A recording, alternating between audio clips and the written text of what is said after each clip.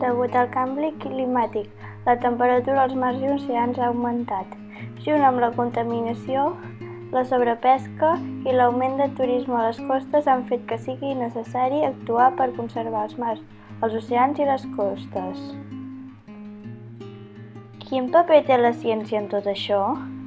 A través de la investigació, els científics fan dades que utilitzen per mirar quines espècies estan més en perill o quines zones estan més afectades.